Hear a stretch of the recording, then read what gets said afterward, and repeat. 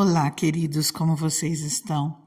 Eu estou aqui há um bom tempo, passando de um evangelho para outro e vendo os fatos que antecedem a morte de Cristo, vendo coisas que ele viveu, e cada vez que nós lemos a palavra novamente, o Senhor, ele faz nova a palavra dele, o Senhor fala conosco novamente. Hoje eu quero ler um fato que aconteceu na quinta-feira, antes que o Senhor fosse crucificado, antes que Jesus fosse crucificado. Eu quero estar lendo com você sobre a ceia do Senhor, que é um ato, é uma ordenança de Jesus para as nossas vidas. Ele pediu para que nós fizéssemos isso em memória dele. Ele ordenou que nós fizéssemos isso, porque foi uma ordem. Eu quero ler a esse respeito com você e ler um pouquinho mais também, para nós refletirmos em algumas coisas. Não dá para ver tudo, porque são várias coisas que antecederam a morte de Cristo. Mas vamos à palavra do Senhor. Eu quero ler em Lucas, no capítulo 22, versículo 7, nos diz assim: Finalmente chegou o dia dos pães sem fermento, no qual devia ser sacrificado o cordeiro pascal. Jesus enviou Pedro e João dizendo: Vão preparar a refeição da Páscoa. Onde queres que a preparemos? Perguntaram eles. Ele respondeu: Ao entrarem na cidade, vocês encontrarão um homem carregando um pote de água. Sigam-no até a casa em que ele entrar e digam ao dono da casa: O mestre pergunta: Onde é o salão de hóspedes no qual poderei comer a Páscoa com os meus discípulos? Ele lhes mostrará uma ampla sala no andar superior, toda mobiliada. Façam ali os preparativos. Eles saíram e encontraram tudo como Jesus lhes tinha dito. Então prepararam a Páscoa. Quando chegou a hora, Jesus e os seus apóstolos reclinaram-se à mesa e lhes disse: Desejei ansiosamente comer esta Páscoa com vocês antes de sofrer, pois eu lhes digo, não comerei dela novamente até que se cumpra no reino de Deus. Recebendo um cálice, ele deu graças e disse: Tomem isso e partilhem uns com os outros, pois eu lhes digo que não beberei outra vez do fruto da videira, até que venha o reino de Deus. Tomando o pão, deu graças, partiu-o e deu aos seus discípulos, dizendo: Isto é o meu corpo, dado em favor de vocês. Façam isto em memória de mim. Da mesma forma, depois da ceia, tomou o cálice, dizendo: Este cálice é a nova aliança no meu sangue, derramado em favor de vocês. No versículo 39, Jesus ora no Monte das Oliveiras, mas eu quero ler essa passagem, ao invés de estar lendo aqui em Lucas, eu quero ler em Marcos, no capítulo 14, do 32 ao 42. Jesus no Getsemane. Então foram para um lugar chamado Getsemane ou Getsemane, e Jesus disse aos seus discípulos: Sentem-se aqui enquanto vou orar. Levou consigo Pedro, Tiago e João, e começou a ficar aflito e angustiado. E lhes disse: A minha alma está profundamente triste, numa tristeza mortal. Fiquem aqui e vigiem. Indo um pouco mais adiante, prostrou-se e orava para que, se possível, fosse afastada dele aquela hora, e dizia: Abba, Pai, tudo te é possível. Afasta de mim esse cálice. Contudo, não seja o que eu quero, mas sim o que tu queres.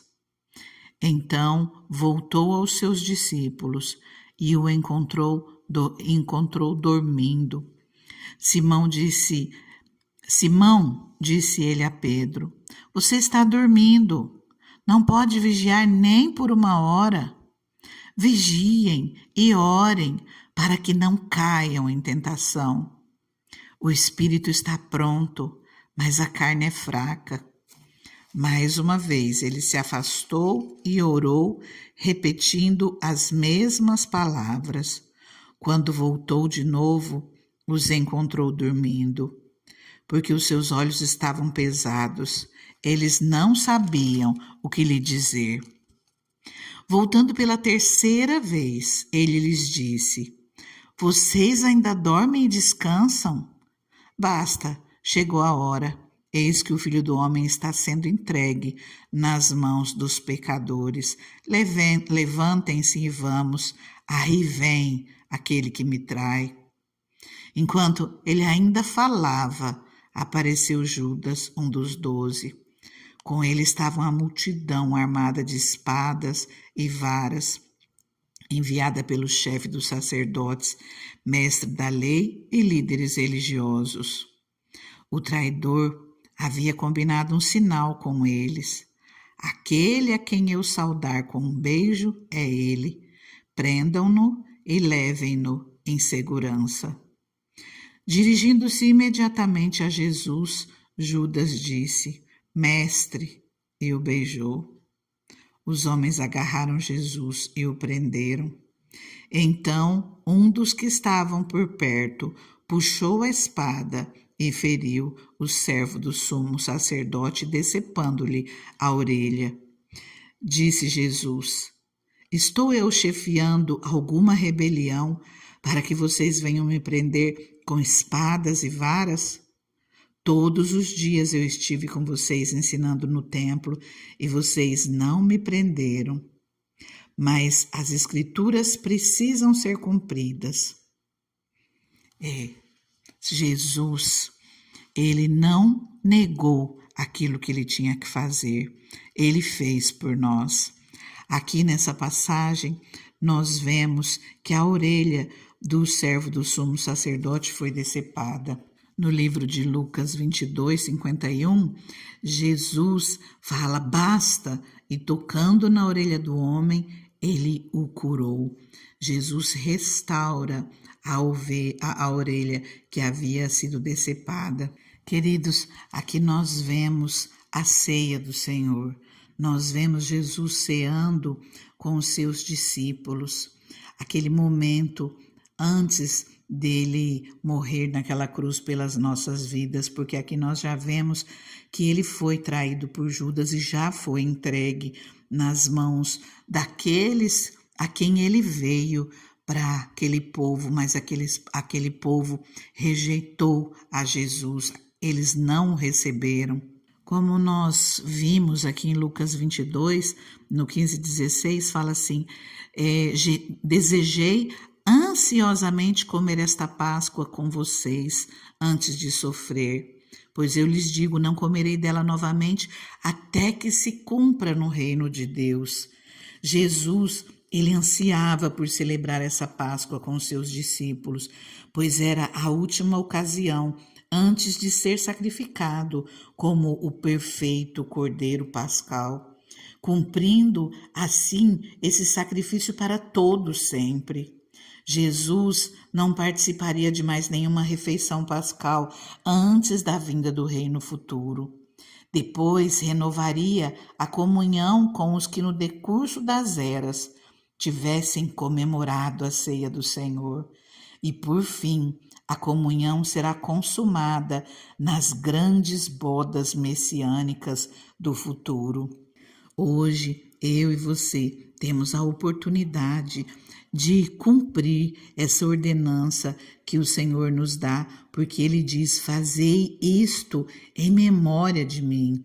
Isto é o meu corpo dado em favor de vocês, façam isso em memória de mim. O Senhor está falando ali que o corpo dele é dado em nosso favor, é dado em meu favor, em seu favor, já antevendo o seu sacrifício vicário na cruz, em memória de mim.